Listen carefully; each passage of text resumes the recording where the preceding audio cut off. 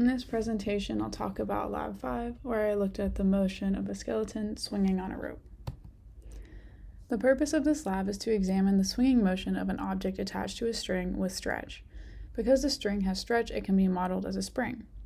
A computational model will be created to predict the motion of the mass and will then be compared to the observed motion of the mass and tracker. The changes in the different energies of the system will also be examined. Our results were that the x and y positions of the mass over time deviated from the modeled results. The changes in the different energies of the system were plotted, and they did follow the energy principle. Here are the physical principles I used. So F net equals F grab plus F spring, where F grab is negative mg in the y direction and F spring is ks in the y direction. We also used Newton's second law. We used the position update and velocity update formulas in the code. And finally, we use the energy principle where delta E equals W and W equals 0. And we use this to say delta E equals the change in kinetic energy of the mass plus the change in gravitational potential energy plus the change in the potential spring energy. We needed to use the net force equation in order to calculate F net to be used in the position and velocity update formulas. These two formulas were used to update the position and velocity of the mass in order to get our model position data. Finally, we used the energy principle to track the changes in energy our model predicted over time. Here's my video and tracker. The system was the skeleton, the string, which was the spring, and the earth, and the surroundings was nothing. Tracker was used to track the position of the mass over time increments of t equals 0.033 seconds, giving us the data in the table on the bottom right. My initial conditions for the code were L, the length of the string, was 0.91 meters, the mass of the skeleton was 0.147 kilograms, the initial position was 0.379, negative 0.917, 0 meters, and the initial velocity was 0.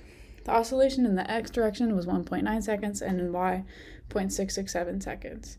K was calculated to be 13.04 newtons per meter, and delta T was 1/300 seconds. The code worked by calculating both the gravitational force and the spring force and adding them to get F net for each time interval. The mass's position and velocity was updated using the position and velocity update formulas. The spring was updated by finding S, L minus L naught for each time interval.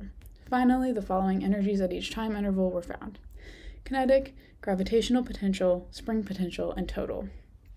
The change in energy was found by subtracting the previous energy calculated from the current energy calculated.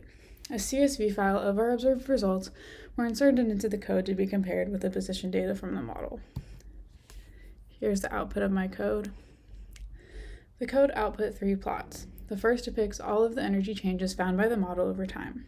The second depicts the x position over time for the computational model in blue and the observed data in red. The third plot depicts the y position over time for the computational model and the observed data in the same colors as above. Here's the position versus time graph. So the observed position in red and the model position in blue over time had similar amplitudes. However, the period of the model data is smaller than that of the observed data. Why is that? Well, the potential errors were that there could have been errors in the tracker video. It looked like it could have been slowed down, and this could have caused the period difference. Also, there could have been a drag force that we didn't account for. Here's the energy graph over time. It looks like the kinetic energy of the skeleton, which is in blue, and the spring potential energy, which is in green, sum to cancel out the gravitational potential energy, which is in red. And finally, is the energy principle satisfied? So according to this graph over here, delta E, which is in orange, approximates 0 the entire time.